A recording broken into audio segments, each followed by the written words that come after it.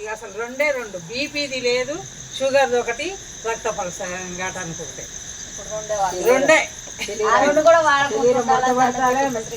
ఇక మళ్ళీ అసలు కాదు చెప్పితే ఇక నేను అప్పుడు మందు అయినప్పుడు మంచంలో సాయిబాబా చక్రం, ఇప్పుడు ఈ అమ్మాయి చెప్తుంటే అసలు అప్పుడు వచ్చింది నాకు అసలు ఇట్లా చక్రం బాబా అట్లా ఇక అప్పుడు అట్లా వచ్చింది ఇట్లా చక్రం లాగా మంచాన కనుక్కుంటే అప్పుడు గుర్తొచ్చింది నాకు అసలు.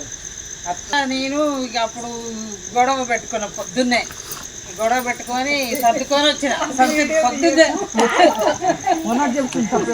అక్క వచ్చి కూర్చో ఇంకా నారాయణ నేను కూర్చున్నాక మా ఇంట్లో టెస్ట్ వేసి ఉంది కదా, అయితే నేనేం చేసిన ఇంకా నారాయణ వాళ్ళు బాట ఇస్తే నేను చోటు ఇస్తాను, సరే ఈ ఫ్యూచర్లో ఈ బాట మీ పిల్లలు ఇయ్యరు చేస్తారు అటు కడదామన్నా అని సరే అని అనుకున్నాక ఈ లోపల ఒకసారి క్లాసుకు పోయి ఈ లోపల శేఖర్ కూడా వచ్చిండు. ఇక అందరం కలిసి అడిగిర్రు, వాళ్ళు గుర్రు ఇస్తామన్నారు. ఇక మళ్ళీ గరడాకు పోయినాక క్లాసు అందరం బాగానే పోయినాం, ఆటో కట్టుకొని ఈ పారం పక్క అందరం పోయారు. ఇక పోయినాక వాళ్ళు పోతాం అంటుంటే మీరు పోరి నేను వెంకనారాయణ బయటికి విషయంకనారాయణ వాళ్ళని పోని మన ఇద్దరం ఉందాం అని మేమిద్దరం ఉన్నాం.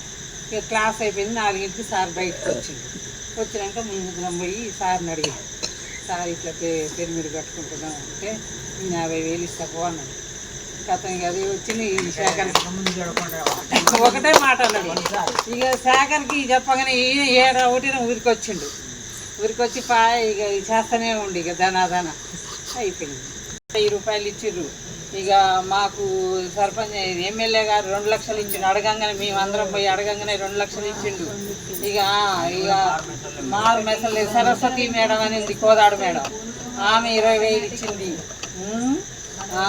అసలు మన ఎమ్మెల్యే గారు అయితే మేము 4-5 పోయినాక ఇక చెప్పినాం ఎంత ఖర్చు అవుతుందా అంటే 4 లక్షలు అయింది అన్నాడు శేఖర్. అనగా నేను 2 ఇస్తా పోరా అన్నాడు, ఇట్లే అన్నాడు అని. ఇక మాకు ఇక స్వీట్లు ఇచ్చిండు, పేపర్ స్వీట్లు అని అలా ఇక ఉంటాడు కదా 10 రూపాయలు స్వీట్లు ఇచ్చి ఇక చూడండి 2 లక్షలు మా చేతుల్లో పెట్టింది. క్యాష్